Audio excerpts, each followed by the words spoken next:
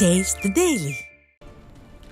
புரட்சி தமிழரின் மக்களை காப்போம் தமிழகத்தை மீட்போம் எழுச்சி பயணமாக நீலகிரி மாவட்டம் கோத்தகிரியில் அதிமுக பொதுச் செயலாளர் எடப்பாடி கே பழனிசாமிக்கு அதிமுக நிர்வாகிகள், தொண்டர்கள் மற்றும் பொதுமக்கள் உற்சாக வரவேற்பு அளித்தனர். இதுகுறித்து தலைமை செய்தியாளர் ஜெயக்குமாரிடம் கேட்கலாம். வணக்கம் ஜெயக்குமார், கூடுதல் விவரங்களை வழங்கலாம். வணக்கம் சுரேஷ்.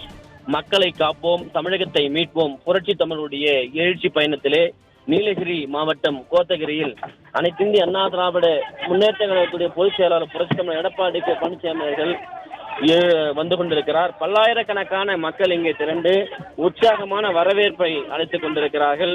கோத்தகிரி பகுதி முழுவதுமாக பல்லாயிரக்கணக்கான மக்கள் உற்சாக வரவேற்பு அளித்துக் கொண்டிருக்கிறார்கள்.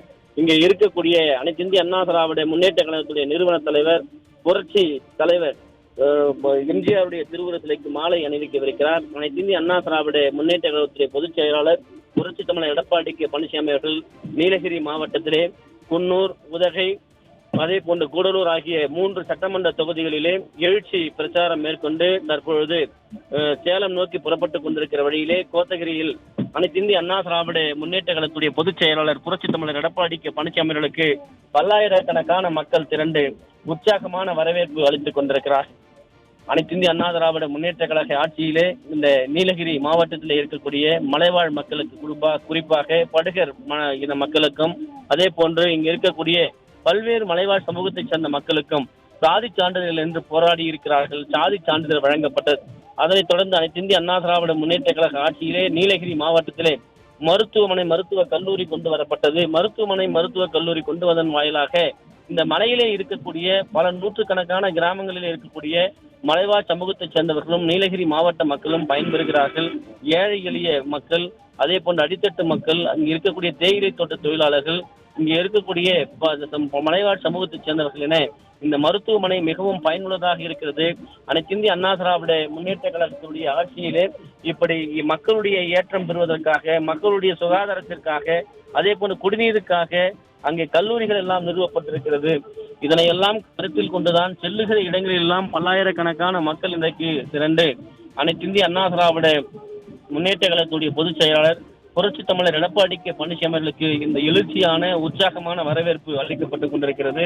குறிப்பாக கோத்தகிரி பகுதியிலே முன்னாள் சட்டமன்ற உறுப்பினராக இருக்கக்கூடிய சாந்திராமனுடைய ஏற்பாட்டிலும், அதே போன்று இந்த பகுதியில் இருக்கக்கூடிய நீலகிரி மாவட்ட கழக செயலாளர் இருக்கக்கூடிய கப்பச்சி வினோத், அதே போன்று அனைத்திந்திய அண்ணா திராவிட முன்னேற்ற கழகத்துடைய முன்னாள் நாடாளுமன்ற உறுப்பினர் அர்ஜுனன் உள்ளிட்ட இந்த பகுதியில் இருக்கக்கூடிய நிர்வாகிகளை ஏற்பாட்டிலே இங்கு திறந்திருக்கிறார்கள். இந்த பகுதி முழுவதுமாக பல்லாயிரக்கணக்கான பெண்களும், அதே போன்று மலைவாழ் மக்களை சேர்ந்த அந்த சமூகத்தைச் சேர்ந்தவர்களும் தங்களுடைய பாரம்பரிய உடையிலே அனைத்திந்திய அண்ணா திராவிட முன்னேற்ற கழகத்துடைய பொதுச் செயலாளருக்கு மலர்களை தூவியும் எழுச்சியான ஒரு வரவேற்பை கொடுத்திருக்கிறார்கள். இந்த கோத்தகிரி பகுதி முழுவதுமாக இங்கு குவிந்திருக்கக்கூடிய மக்கள் கூட்டம் அலைகடல் என குவிந்திருக்கிறது. அனைத்திந்திய அண்ணா திராவிட முன்னேற்ற கழகத்துடைய பொதுச் செயலாளர் புரட்சி தமிழர் எடப்பாடி கே பழனிசாமி அவர்கள் மத்தியிலே எழுச்சி உரை ஆற்றவிருக்கிறார். குறிப்பாக செல்லுகிற இடங்களெல்லாம் அதிமுக செய்த சாதனைகள், தொண்டுகள், அதிமுக செய்த திட்டங்கள் மக்கள் மத்தியிலே இன்றைக்கும் நிலை பெற்றிருக்கிறது. அரசியல் காழ்ப்புணர்ச்சியோடு திமுக அரசு அவற்றையெல்லாம் நிறுத்தினாலும் கூட அதையெல்லாம் மக்கள் பொருட்படுத்தாமல் 2026 அதிமுக அரியணை ஏற வேண்டும் என்கிற எழுச்சியை இன்றைக்கு செல்லுகிற இடங்களெல்லாம் மக்களுடைய வரவேற்பு மூலமாக பார்க்க முடிகிறது.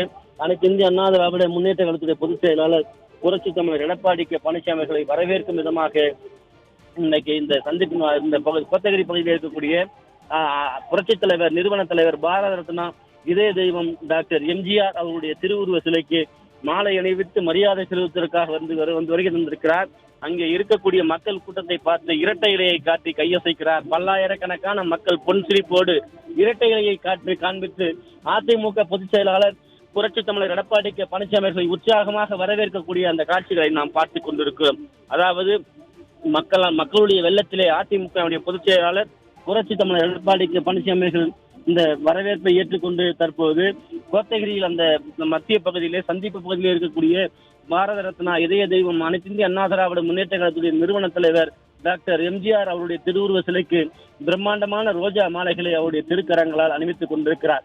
இந்த மாலை அணிவிக்கக்கூடிய நிகழ்ச்சியிலே அனைத்திந்திய அண்ணா திராவிட முன்னேற்ற கழகத்துடைய முன்னாள் அமைச்சர், தலைமை நிலைய செயலாளர் எஸ் வி வேலுமணி, மாவட்ட செயலாளர் கப்பச்சி வினோத், முன்னாள் சட்டமன்ற உறுப்பினர் சாந்தி ராமு, அதே போன்று முன்னாள் நாடாளுமன்ற உறுப்பினர் அர்ஜுனன், அதிமுகவுடைய முன்னாள் அமைச்சர்கள் ஏ.கே. செல்வராஜ், சேமா வேலுச்சாமி, அனைத்து இந்திய அண்ணா திராவிட முன்னேற்ற கழகத்துடைய பல்வேறு நிர்வாகிகள் உடன் இருக்கிறார்கள். அந்த காட்சியை நாம் பார்த்துக் கொண்டிருக்கிறோம்.